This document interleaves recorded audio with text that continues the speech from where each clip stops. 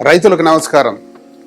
ఈరోజు మనతో పాటు ప్రముఖ శాస్త్రవేత్త ఆర్ఏఆర్ఎస్లో ఏడీఆర్గా పనిచేస్తున్నటువంటి డాక్టర్ ఉమారెడ్డి గారు మనతో పాటు ఉన్నారు. నిత్యం రైతులతో మాట్లాడుతూ వాళ్ళ యొక్క పొలాలను సందర్శిస్తూ వాళ్ళ యొక్క సమస్యలను తెలుసుకుంటూ ఎప్పటికప్పుడు ఎన్నో సమస్యలకు ఆయన పరిష్కారాలు అందించారు. ఇప్పుడు మన యొక్క పత్తి రైతు, మొక్కజొన్న రైతులకు విలువైన సమాచారం అందించడానికి ఈరోజు ఈ కార్యక్రమంలో పాల్గొంటున్నారు. సో వారితో ఇప్పుడు మనం మాట్లాడదాం. నమస్కారం సార్. సార్, మీరు అంటే చాలా అనుభవంతోన దాదాపు 26 సంవత్సరాల అనుభవం ఉంది. చాలాసార్లు మీతో కూడా నేను కలిసి పనిచేయటం జరిగింది. ఎంతోమంది రైతులకు ఎన్నో సలహాలు కూడా ఇవ్వటం జరిగింది. సో ఈరోజు మీ విలువైన సమాచారం మా రైతులకు చాలా అవసరం కాబట్టి కొన్ని విషయాలు మాట్లాడడం జరుగుతుంది. ముందుగా విత్తనాలు మరియు వ్యవసాయం వాటి అంశాల మీద మాట్లాడుకుందాం. విత్తనం అనేది ప్రధాన పెట్టుబడి సార్. విత్తనం మీదనే దిగుబడి కూడా ఆధారపడి ఉంటుంది. అయితే రైతులు విత్తనాలు కొలే ముందు ఎటువంటి జాగ్రత్తలు తీసుకోవాలి? అధిక దిగుబడులు సాధించాలన్నా, మంచి నికర లాభం రావాలంటే ప్రధానంగా కొన్ని అంశాలు, ఉదాహరణకు వాతావరణం మంచిగా ఉండాలి. అంటే సరి అయిన సమయం లోపల వర్షం పడడం, ఉష్ణోగ్రతలు అనుకూలంగా ఉండడం, గాలిలో తేమ కానివ్వండి, సూర్యరశ్మి ఇట్లాంటివి ఉండడం ప్రధానం. అది మన చేతిలో తక్కువ ఉంటుంది. అది వీటికంటే ఇంపార్టెంట్ సీడ్. అయితే సీడ్కి ఒక గొప్పతనం ఏంటంటే దాని మీద తక్కువ ఖర్చు అవుతుంది. దానికి ఉదాహరణకు ఒక పురుగు మందు కొట్టాలంటే మనం ఒకసారి కొట్టినప్పుడల్లా 2-3 వేల రూపాయలు అవుతుంది మనకు. ఒకసారి దున్నాలంటే కూడా మనకు 1500 నుంచి 2000 రూపాయలు అవుతుంది. సో ఖర్చుతో పోల్చుకుంటే విత్తనం మీద మనం పెట్టేది తక్కువ ఉంటుంది, కానీ దానివల్ల వచ్చే రిజల్ట్ ఉంటుంది కదా, అది చాలా ఎక్కువ ఉంటుంది. సో కాబట్టి రైతాంగం అన్నిటికంటే ఎక్కువ ప్రాధాన్యత ఇవ్వాలి విత్తనం కొనుక్కునేటప్పుడు. దాన్ని అప్పటికప్పుడు తొందరపాటుగా చేసే చర్య కాదు. అది చాలా ముందు చూపుతోటి, చాలా జాగ్రత్తగా దాన్ని కొంచెం ఆలోచన చేసి విత్తనం తీసుకున్నట్లయితే పంట కాలం లోపల వాళ్ళకు మిగతాయి కొంచెం పొరపాటు జరిగినా కూడా మంచి లాభాలు రావడానికి అవకాశం ఉంటుంది. విత్తనం అనేది అంత ఇంపార్టెంట్ రైతులకి. రైతు విత్తనాలు కొనే ముందు ఏవేవి అంశాలు చూసుకొని పరిశీలించి రైతు విత్తనాలు కొనాలి? విత్తనం కొనాలనుకున్నప్పుడు తప్పనిసరిగా ఒక రిజిస్టర్డ్ డీలర్ దగ్గరనే కొనుక్కోవాలి మనం. ఎందుకంటే ఏదైనా పొరపాటు జరిగితే తర్వాత ఏదైనా వాళ్ళ చట్టపరంగా ఎలాంటి కొంత వాటికి అవకాశాలు ఉన్నప్పుడు ఒక రిజిస్టర్డ్ డీలర్ అయితేనే కొంత రైతులకు ఉపయోగకరంగా ఉంటుంది. సో కాబట్టి ఊర్లలోకి వచ్చి అక్కడిక్కడ కొందరు విత్తనాలు అమ్ముతుంటారు. అవి కొంచెం రేటు తక్కువ ఉన్నా, లేకపోతే వాళ్ళకు కొంత ఉపయోగకరంగా అనిపించినా, దానికంటే కూడా రిజిస్టర్డ్ డీలర్ దగ్గర విత్తనం కొనడం చాలా చాలా ఇంపార్టెంట్. ఒకటి, విత్తనం కొనేటప్పుడు రైతులు తప్పనిసరిగా ఏవైతే కొన్నామో దానికి సంబంధించిన బిల్ తీసి దాచిపెట్టుకోవాలి దాన్ని. ఇంకొకటి ఏంటంటే, విత్తనం కొనేటప్పుడు ఎవరో చెప్పిందని నమ్మొద్దు. ఎప్పుడైనా కూడా మన గ్రామంలో మన కళ్ళ ముందట మనం చూసి ఉంటే దాన్ని, లేకపోతే మనకు చాలా నమ్మకమైన వ్యక్తులు చెప్పి ఉంటే, లేకపోతే మంచి వ్యవసాయ అధికారులు కానీ శాస్త్రవేత్తలు కానీ ఇలాంటి వాళ్ళ దగ్గర తెలుసుకొని ఉంటే, అంటే ఒకసారి విత్తనంలో పొరపాటు జరిగితే దాని నష్టం పంటకాలం మొత్తం దాన్ని సరి చేసే అవకాశం తక్కువ ఉంటుంది మనకు. సో కాబట్టి విత్తనం కొనేటప్పుడు ఇప్పుడు ఎక్కడో పలానా వేరే ఎక్కడో జిల్లాలోనో ఎక్కడో యూట్యూబ్లోనో ఒక వీడియోలో చూసారనుకోండి, అది ఆ పరిస్థితులలో ఉండొచ్చు. అక్కడ ఉన్న రైతులు తీసుకునే యాజమాన్య పద్ధతులు ఎలా ఉన్నాయో తెలియదు మనకు. ఆ నేలల ప్రభావం ఇవన్నీ కూడా ఉండొచ్చు కదా. ప్లస్ చాలామంది రైతులు ఏంటంటే వాళ్ళకు ఉండే కొన్ని పరిస్థితుల వల్ల విత్తనాన్ని చివరిగా, అంటే ఇంకా రేపు ఎల్లుండి విత్తనాలు వేస్తారనంగా కొనుక్కుంటారు. అట్లా కాకుండా కొంచెం ముందుగా, అంటే కొంచెం సఫిషియెంట్ టైం, అంటే ఒక 20 రోజులు, నెలల ముందు ప్లాన్ చేసుకొని ఉండాలి. అప్పటికప్పుడు విత్తనాల కొరకపోతే రష్ అవుతుంది మార్కెట్లో, విత్తనాల కొరత ఉంటుంది, మీరు అనుకున్నది దొరకకపోయి ఉండొచ్చు మీకు. అప్పుడు ఎక్కువ మంది అలాంటి సమస్యలు ఉన్నప్పుడు కొంచెం మార్కెటింగ్ సమస్యలు కానీ, కొంత కల్తీ విత్తనం రావడం కానీ ఇలాంటివన్నీ జరుగుతాయి. సో కాబట్టి వీలైనంత వరకు చాలా అడ్వాన్స్గా సీడ్ ప్లాన్ చేసుకోవడం మంచిది. రైతులు కొంతమంది వాళ్ళ ఇంటి వద్దకు వచ్చి లూజు విత్తనాలు కొంటుంటారు. ముఖ్యంగా పత్తిలో హైబ్రిడ్ అన్నారు కదా మీరు, మొక్కజొన్నలోన పత్తిలోన ఈ లూజు విత్తనాలు, తర్వాత ఇంటి వద్దకు తెచ్చిచ్చే విత్తనాలు, కొంతమంది బిల్లు లేకుండా కూడా విత్తనాలు ఇస్తుంటారు. సో అలాంటి రైతులకు మీరు ఎలాంటి సూచన ఇస్తారు కొనే రైతులకు? మనకు ప్రభుత్వం నుంచి, అంటే ముఖ్యంగా వ్యవసాయ శాఖ నుంచి, వ్యవసాయ విశ్వవిద్యాలయం నుంచి, వ్యవసాయానికి సంబంధించిన అన్ని అధికారుల నుంచి కూడా చాలా గట్టి నిబంధనల ప్రకారం ఏంటంటే అందరికీ మన రైతులకు తెలియజేస్తున్నది, ఎట్టి పరిస్థితులలో కూడా అనాథరైజ్డ్ పర్సన్ నుంచి విత్తనాలు కొనుగోలు చేయొద్దు. దీనికి ఒక బలమైన వ్యవస్థ ఉంది మనకు. ఒక dealer, seed certification officer, seed certification agencies. విత్తనం మార్కెట్లో అమ్ముతున్నారంటే అంత ఆషామాష విషయం కాదు అది. ఎంతోమంది పర్యవేక్షణ లోపల విత్తనం ఉత్పత్తి జరిగి ఆ విత్తనాన్ని ఒక నియమ నిబంధనలకు లోబడి అమ్ముతున్నటువంటి ఒక ప్రోడక్ట్ అది. అలాంటివి తీసుకుంటే లాభం. కానీ మన గ్రామంలో వచ్చి ఎవరో చెప్పినారని అది కొంచెం తక్కువ దొరుకుతుందని తీసుకుంటే అది కొంచెం పొరపాటు జరిగిన కూడా చాలా కష్టమవుతుంది. మోరోవర్ కొన్ని ప్రభుత్వ నిబంధనలకు కాకుండా కొందరు చేస్తూ ఉంటారు. అంటే లూజ్ సీడ్ ఎట్లా అమ్మి ఇది కలుపుని తట్టుకుంటుందని, లేకపోతే చీడపీడలను తట్టుకుంటాయని ఇవన్నీ చెప్తుంటారు. అది ఏమాత్రం నమ్మదగ్గ విషయాలు కావు, దానికి అథెంటిసిటీ ఉండదు. సో కాబట్టి పూర్తిగా ప్రభుత్వ ఆజమాయిషీలో ఉన్నటువంటి సోర్సెస్ నుంచే సీడ్ తీసుకోవాలి. ఎట్టి పరిస్థితుల లోపల గ్రామం లోపల లూజ్ సీడ్ని కానివ్వండి, ఎవరో చెప్పేదాన్ని సీడ్ని ఎట్టి పరిస్థితులు తీసుకోవద్దు. తీసుకుంటే రైతులు చాలా పెద్ద మొత్తం లోపల నష్టపోతారు. ఎవరు సహాయం చేసే పరిస్థితి కూడా ఉండదు. ఇవి రైతులు గ్రహించాలి. అంటే ఎందుకు ప్రభుత్వం ఇంత పెద్ద మొత్తం లోపల విత్తనం పైన ఇంత పని చేస్తూ ఉంది, ఇంత చర్యలు తీసుకుంటున్నారు అనేది ఆలోచన చేసి ఎట్టి పరిస్థితులలో మీరు గ్రామాలలో వచ్చి ఎక్కడో ఎవరో చెప్పిన దాన్ని బట్టి తీసుకుంటే పెద్ద మొత్తం లోపల నష్టపోతారు. రిజిస్టర్ డీలర్ దగ్గరలోనే మీరు సంబంధిత అధికారుల సూచనల మేరకే విత్తనం కొనుక్కున్నట్టయితే బాగుంటుంది. చాలా మంచి విషయాలు చెప్పారు సార్. ఇంకా కొన్ని ముఖ్యమైన అంశం అంటే మంచి ప్రముఖ కంపెనీల విత్తనాలు ఉంటాయి. సాధారణంగా పత్తి పంటలో కానీ మొక్కజొన్నలో కానీ పెద్ద పెద్ద మంచిగా పరిశోధన సంస్థలు ఉన్నటువంటి ప్రముఖ కంపెనీల విత్తనాలు ఉంటాయి. అయితే రైతుల్ని గమనించినప్పుడు వాళ్ళు ఏం చేస్తున్నారంటే కొద్దిగా 50 రూపాయలు లేకపోతే కొంత తక్కువ దొరుకుతుంది రేట్ అని చెప్పేసి వాళ్ళు ఆ ధర తక్కువ అని చూస్తున్నారు. మరి ఇలాంటి పరిస్థితుల్లో ధర తక్కువ అన్న చోట పోయి కొనుక్కోవటం వల్ల వాళ్ళకి సరైన న్యాయం జరుగుతుందా, లేకపోతే అది సరైన పరిష్కారమేనా? అంటే ఈ టాప్ బ్రాండ్స్ అంటే కొన్ని ప్రముఖమైనటువంటి కంపెనీలలో ఒక ఉపయోగం ఏమి ఉండే అవకాశం ఉందంటే, జనరల్గా వాటికి R&D అంటే రీసెర్చ్ అండ్ డెవలప్మెంట్, కొంత పరిశోధన బాగా దాని మీద కొంచెం ఎక్కువ డబ్బు ఖర్చు పెడతారు.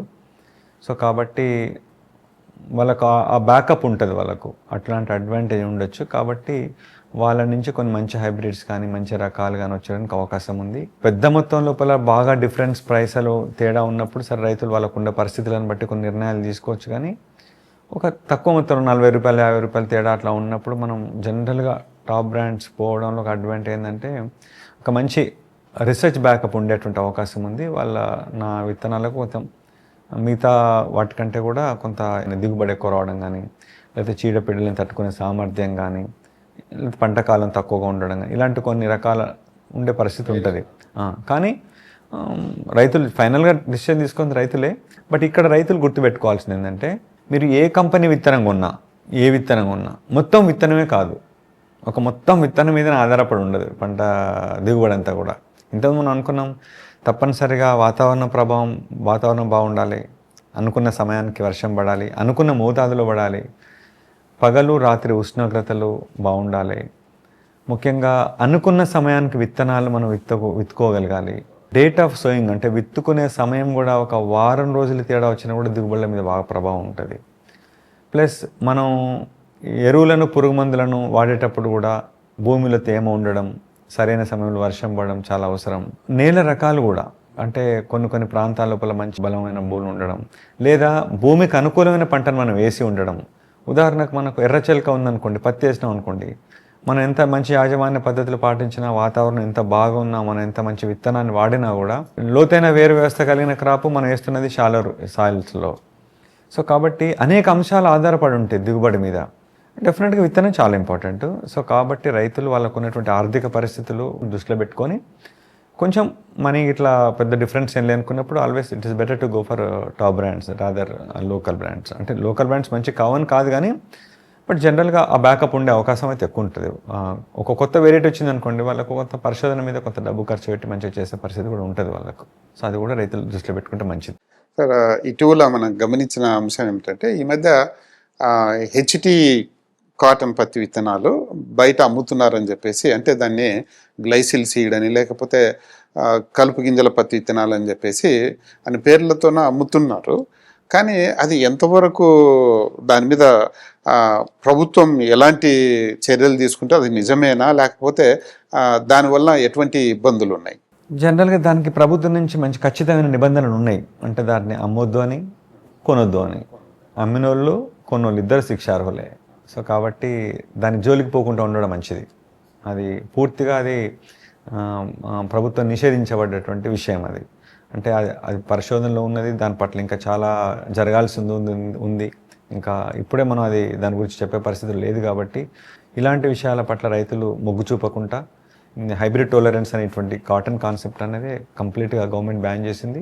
అది అమ్మొద్దు ప్లస్ కొనవద్దు రెండు అని కూడా చెప్పడం జరిగింది. అది కొనకపోవడం మంచిది, కొనొద్దు. తర్వాత సార్ ఇది తెలంగాణ విషయానికి వస్తే ఎక్కువ పత్తి రాయలసీమలో కూడా వర్షాధారంగానే పండిస్తారు. అయితే వీళ్ళు అంటే కొందరు పొడి దిక్కుల్లో విత్తనం నాటడం కానీ, కొంతమంది కొద్దిగా వర్షం పడినప్పుడు నాటుతుంటారు. దాంతో మొలక శాతం ఇబ్బంది పడుతుంటారు. అలాంటి రైతులకు మీరు ఎలాంటి సూచనలు ఇస్తారు సార్? జనరల్గా రైతుల ఒక ఆలోచన ఏంటంటే తొందరగా విత్తనాలు వేయాలని అనుకుంటారు అన్నట్టు. అంటే మే 25కి జనరల్గా రోహిణి కార్తె వస్తుంది.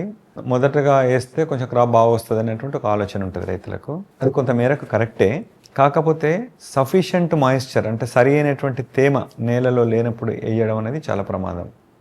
ఎప్పుడైనా కూడా మొదటి వర్షానికి వేయొద్దు విత్తనాలు. ఇప్పుడు రోహిణి కార్తె రాగానే మీకు ఒక వర్షం పడింది అనుకోండి, అంటే ముఖ్యంగా నేల తడవాలి మంచిగా. సాలు లోతు అంటే కనీసం ఒక 15 సెంటీమీటర్ల లోతు మంచి మాయిశ్చర్ ఉండాలి. అంటే ఒక 65 నుంచి 70 మిల్లీమీటర్ల వర్షపాతం కురిస్తేనే అది సాధ్యమవుతుంది. అది మామూలు కొంచెం జల్లు లాంటి కొంచెం వర్షం పడ్డప్పుడు మీకు సీజన్ స్టార్ట్ అయినట్టు అనిపిస్తుంది. మీకు కొంచెం భూమి పదునుంది, ఇప్పుడు విత్తనాలు వేస్తే మొలుస్తుంది, తర్వాత రెండో వర్షకి కొంచెం క్రాప్ ఉంటుందని అనుకుంటాం. కానీ అట్లా కాదు. మంచి సాలు లోతు బాగా భూమి తడిచిన తర్వాతనే విత్తనాలు వేయాలి. లేకపోతే అవి సరిగా మొలవకపోవడం చేత కొన్ని గింజలు మొలిచి, కొన్ని గింజలు మొలవక, కొన్ని సగం మొలిచి, కొంచెం వర్షం లేట్ అయింది అనుకోండి, ఆ క్రాప్ కూడా నిలబడదు మనకి. మళ్ళీ విత్తనాలు వేయాలంటే మళ్ళీ విత్తనాలు కొనాలి మీరు. విత్తనం అప్పటికప్పుడు తయారయ్యేది కాదు అది. ఇంత లక్షల ఎకరాలలో లక్షల మంది రైతులకి మళ్ళీ అంత పెద్ద మొత్తం లోపల విత్తనాలు ఇవ్వడం ఎవరికి సాధ్యం కాదు. సో ఎకరాల కొద్ది మనం విత్తనాలు వేసినప్పుడు అవి మొలవకపోతే అంత పెద్ద మొత్తం లోపల మళ్ళీ సీడ్ని తీసుకురావడం కష్టమవుతుంది. సో అట్లాంటి సమయంలోనే కల్తీ విత్తనాలు మార్కెట్లోకి వస్తూ ఉంటాయి. అందుకని మీరు విత్తనాలు వేసేటప్పుడు భూమి బాగా తడిసిందా లేదా చూసుకోవాలి. మినిమం ఒక 65 నుంచి 70 mm పడిందా పడలేదా, అంటే సాలులతో వర్షం పడ్డదా లేదా అని చూసుకోవాలి. లేదు అంటే మీకు వర్షం లేట్ అయితే నీటిని పెట్టే అవకాశం మీకు ఉందనుకోండి, మీకు మంచి బాగుంది, ఎండాకాలంలో కూడా మాకు ప్రాబ్లం లేదనుకున్నారు అనుకోండి, అలాంటి సందర్భంలో కూడా కొంత వేసుకోవడానికి అవకాశం ఉంది. అంతేగాని మీకు సోర్స్ ఆఫ్ ఇరిగేషన్ సరిగా లేనప్పుడు, కేవలం వర్షాధారంగా విత్తనాలు వేయాలనుకున్నప్పుడు మొదటి వానకి విత్తనాలు వేసినట్లయితే రెండో వాన కనుక సరైన టైంలో మళ్ళీ పడకపోతే మీకు కష్టమవుతుంది. అంత మొత్తం మళ్ళీ సీడ్ దొరకదు మనకి. అప్పుడు మార్కెట్లో కొరత వస్తుంది, దాంట్లో కల్తీ విత్తనాలు, ఇవన్నీ ప్రాబ్లమ్స్ వస్తాయి. కాబట్టి వెంటనే తొందరపడి వేయకండి. మనకు చాలా టైం ఉంటుంది పత్తి వేయడానికి. మే 25 నుంచి జూలై దాకా పోవచ్చు మనం. ఫస్ట్లోనే మేలోనే జూన్ అప్పుడే వేస్తే దిగుబడి వస్తాను ఏం లేదు మనకి. ఇవన్నీ లాంగ్ డ్యూరేషన్ క్రాప్ అది. మీకు even up to July 15th వరకు కూడా మనకి మంచిగా వేసుకోవచ్చు మన క్రాప్ని. ఇంకా పొడి దుక్కులు అంటే పొడి దుక్కులు వేయొద్దనే చెప్తున్నాం మనం. అది కొంత రిస్క్తో కూడుకున్న పని. ఎందుకంటే ఉష్ణోగ్రతలు ఎట్లుంటే తెలియదు, అసలు వర్షాలు తర్వాత ఎప్పుడు పడితే మళ్ళీ తెలియదు మనకు. వర్షాకాలం మొదలైన తర్వాత మాత్రమే విత్తనాలు వేసుకుంటే మంచిది. అంతే తొందరపడి 1-2 జల్లులు పడగానే విత్తనాలు వేసుకోవడం వల్ల తప్పనిసరిగా ప్రమాదకరం, రిస్క్. కొన్ని సందర్భాల్లో మనం అనుకున్నట్టు జరిగి ఉండొచ్చు, కానీ ప్రతిసారి అలా జరుగుతుందని గ్యారంటీ లేదు. పోనీ మీరు వేరే వస్తువు అనుకోండి, మళ్ళీ కొనుక్కోవచ్చు మీరు. సీడ్ అట్లా కాదు. మీకు ఒకసారి సీడ్ అయిపోయిందంటే మళ్ళీ దొరకదు. మీకు అంత సీడ్ మళ్ళీ తయారు చేసేటట్టు ఉండదు మనకి. మీరు తొందరపడి వేస్తే నేను దిగుబడి వస్తాను అదేం లేదు. సో కాబట్టి మంచి భూమి పదును ఉన్న తర్వాత విత్తనాలు వేసుకోవాలి. పొడి దుక్కులు వేసుకున్న వాళ్ళు వేయకూడదనే చెప్తున్నాం. ఒకవేళ వేసుకోవాల్సి వస్తే మీకు మంచి సఫిషియంట్ ఇరిగేషన్ సోర్స్ ఉండాలి. అట్లా వేసుకుంటేనే మంచిది. మీరు నకిలీ విత్తనాలు అన్నప్పుడు ఒక అంశం గుర్తొచ్చింది సార్. ఇప్పుడు జనరల్గా ప్రతి మే నెలలో మనం చూస్తుంటాం పేపర్లో కానీ, టీవీలో కానీ, న్యూస్లో కానీ, ఇన్ని బస్తాల నకిలీ విత్తనాలు పట్టుబడినాయి, ఇంత ప్యాకెట్లు పట్టుబడినాయి, ఇన్ని లక్షల ప్యాకెట్లని. ఈ అంశంలో రైతులు ఎలాంటి జాగ్రత్తలు తీసుకోవాలి, ముఖ్యంగా పత్తి మొక్కజొన్న దాంట్లోన? అలాంటి అంశాల్లో ప్రభుత్వం ఎలాంటి చర్యలు తీసుకుంటుంది, అది ఏమని చెప్తారా? ప్రభుత్వం ఎప్పటికీ అప్రమత్తంగానే ఉంటుంది. షాపులను విజిట్ చేయడం, సీడ్ క్వాంటిటీస్ని వెరిఫై చేయడం, ఎక్కడ స్పూరియస్ సీడ్ వస్తుందనే ఇవన్నీ జరుగుతూనే ఉంటుంటాయి. దానికి రైతులు కూడా సహకరించాలి. ఇటు ప్రభుత్వం నుంచి, వ్యవసాయ శాఖ నుంచి, విశ్వవిద్యాలయం నుంచి మనం పదే పదే టీవీలలో, రేడియోలలో, పేపర్ ద్వారా చెప్తూ ఉంటారు కదా, మీరు విత్తనాలు అనాథరైజ్డ్ పర్సన్ దగ్గర కొనొద్దు అని చెప్తుంటారు. 4-5 గ్రామాలకు ఒక అగ్రికల్చర్ ఎక్స్టెన్షన్ ఆఫీసర్ ఉన్నారు, ప్రతి మండలానికి ఒక మండల వ్యవసాయ అధికారి ఉన్నారు, ఏడీఏలు ఉన్నారు, డిస్ట్రిక్ట్ అగ్రికల్చర్ ఆఫీసర్స్ ఉన్నారు, ఈవెన్ వ్యవసాయ పరిశోధన స్థానానికి సంబంధించిన ఇతర శాస్త్రవేత్తలు ఉన్నారు. ఇంతమంది ఉన్నా కూడా అక్కడక్కడ కొందరు ఇలాంటి పొరపాట్లు చేయొచ్చు, అమ్ముకునేటోళ్ళు. సరే, వాళ్ళని నియంత్రించడం ఒక ఎత్తు అయితే, దాంతోపాటు దానికి బలి కాకుండా ఉండాలి.